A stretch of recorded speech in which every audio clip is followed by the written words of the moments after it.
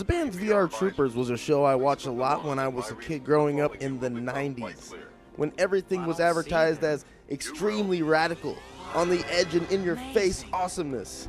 It was all like, hey kid, check out some quick screenshots of a game and a teenager getting his mind blown or his skin melted off or something. I loved commercials like this when I was young, which means one thing, they got me. One of the things they were also pushing a lot was virtual reality, or really rather the idea of virtual reality. They released tons of toys and games and shows based on VR, and I loved, or at least remember loving, the VR Troopers TV show.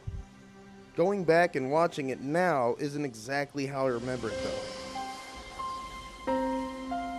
Dad? Is it really you? Hello, Ryan.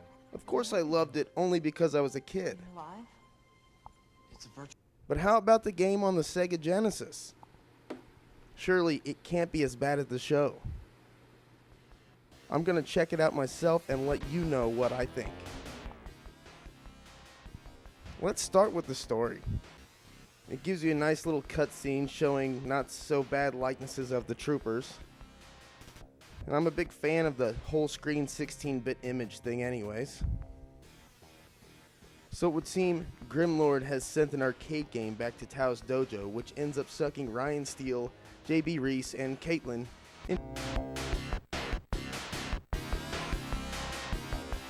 For them to get out, they have to defeat Grimlord's skugs and monsters using their fighting skill and VR powers. Wow. Not so much going on there. But you certainly don't need a great story to have a good game. Maybe the gameplay is good? Maybe? It's not horrible. You get to choose your favorite trooper or what have you, but the only one I choose after a while is JB Reese because of his freak out mode. Whatever you want to call it. It's that blast processing power.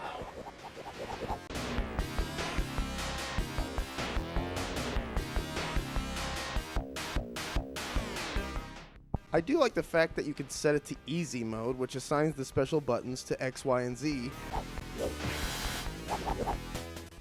which I felt necessary, seeing as how I'm not very good at fighting games in general, and this game seems to cheat at times. No, really. It uses cheat moves, even when you set it to easy to take you down quickly. I mean, look at this. I'm mashing the hell out of my buttons just trying to get out of this infant death trip move.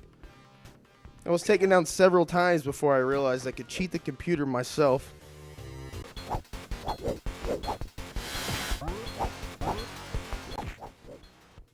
Ha! Take that!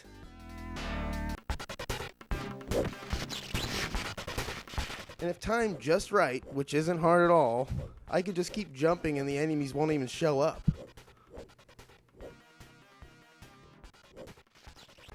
This is how I ended up getting through a few of the fights and bonus rounds. Oh well, the gameplay isn't the worst I've seen.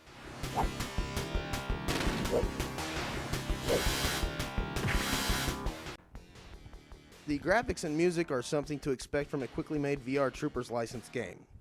It's okay. I do like a few of the enemy sprites, however. Like Tanktron. He also has a really cool name. Tanktron. So there's the story mode, and then there's the duel or versus mode, which is more of the same but with a bigger roster of fighters to choose from. It also includes the bad guys in this mode, so pick a character and see who can cheat each other with cheap button mashing moves first. All in all, it's not a good game, but since it's a childhood favorite and it's on the blast processing Sega Genesis, it's worth having in your collection, and it can be found easily and picked up very cheap. Something to expand your Genesis library of sweetness.